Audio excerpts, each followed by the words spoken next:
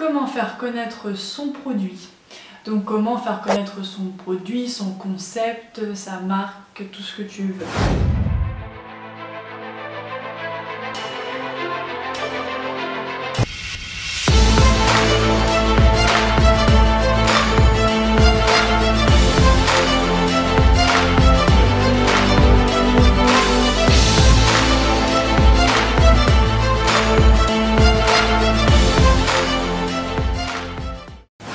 Donc voilà, vous avez votre produit, il est fait, il est canon, il y a le concept, il y a le storytelling. Par contre, maintenant, il faut quand même le vendre. Donc comment le faire connaître? Il y a plusieurs pistes. Déjà, évidemment, donc il faut que vous envoyiez à la presse ce qu'on appelle un communiqué de presse et un dossier de presse.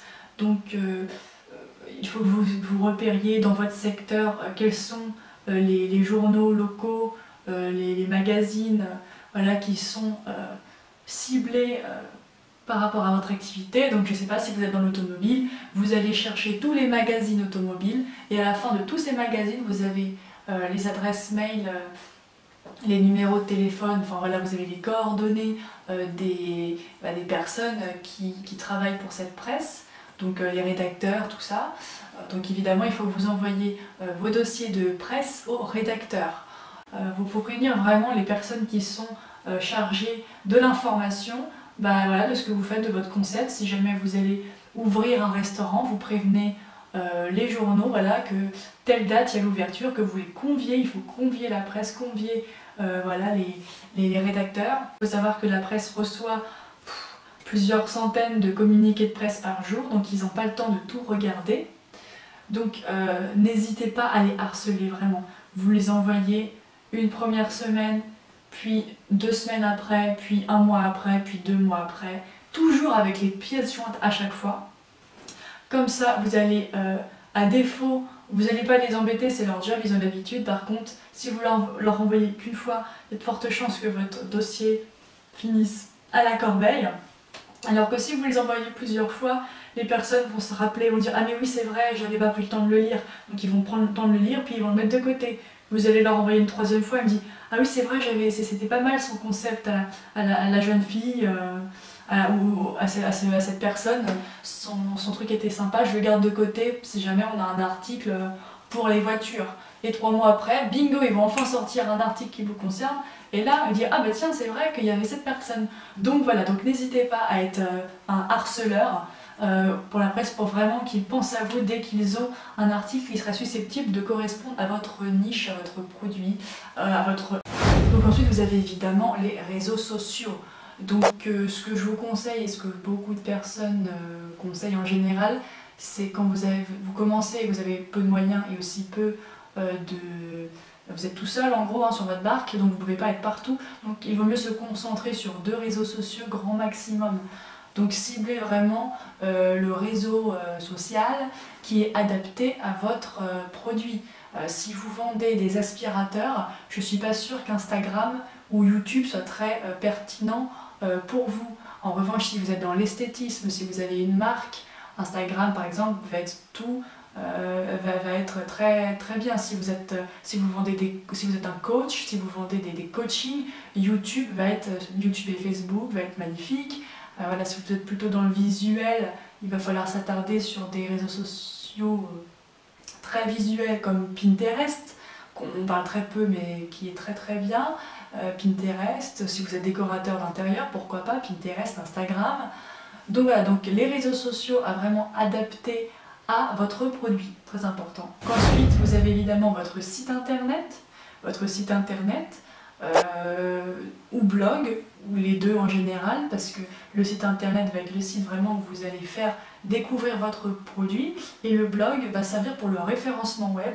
Donc ça sera peut-être pour une autre vidéo, en sachant que moi je ne suis pas vraiment une experte dans ce domaine, donc je préfère vous rediriger vers des personnes un peu plus qualifiées, mais sachez que c'est une des manières de vous faire connaître.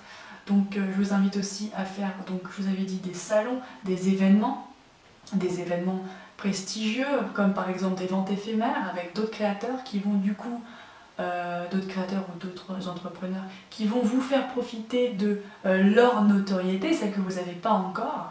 Donc si jamais vous faites une vente éphémère avec une quinzaine de créateurs qui eux sont peut-être installés depuis plusieurs années, ils vont ramener un flux de clients, de carnet de clients qui eux ont déjà et vous en faire profiter. Donc c'est une très bonne chose. Vous êtes créateur, je sais pas moi, si vous êtes designer d'intérieur de voitures, vraiment votre truc c'est de refaire entièrement de manière très personnalisée l'intérieur des housses des bagnoles. À vous d'aller donc chercher tous les grands, comment on va dire, les garages un petit peu hype où ils refont les voitures stylées pour les mecs qui ont des superbes bagnoles, qui veulent vraiment des choses très privilégiées, exceptionnelles, où il n'y a que eux qui ont ça. Il y a beaucoup de clients, il faut juste aller les chercher. Et bien à vous d'aller démarcher auprès on va dire, de ces garages un petit peu privés où ils refont des bagnoles anciennes pour des clients super sélects. À vous de faire des salons de l'automobile, des événements privés ciblés sur l'automobile, ultra luxe, avec vraiment avec l'élite entre guillemets des passionnés de l'automobile. C'est un exemple comme un autre, mais voilà, à vous de regarder tout ce qui se fait un petit peu dans le secteur et vous dire voilà, où est-ce que mon client est et comment est-ce que moi je peux aller chercher mon client. Voilà, c'est important de vous faire connaître aussi bien sur les réseaux, donc dans le virtuel on va dire, mais aussi, enfin sur l'internet, mais aussi sur le terrain. Vraiment aller montrer vos produits, que les gens puissent le toucher, le voir, parler à vos futurs clients, à vos futurs partenaires. C'est important d'être quand même sur les deux plans et de ne pas miser que sur le virtuel, et être aussi dans le réel. C'est bien en général de faire matcher les deux, moi c'est ce que je vous conseille.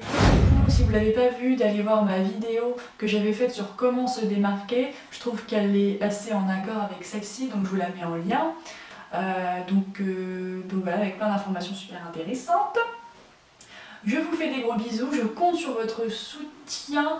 Vous pouvez liker la vidéo, c'est bien pour le référencement, vous abonner pour me suivre et pour faire gonfler un petit peu mon audience. Voilà, si vous voulez me suivre, j'ai évidemment Instagram, Facebook, donc tous les liens sont en bas de page. Je vous fais des gros bisous d'Anne-Marie Fraîche.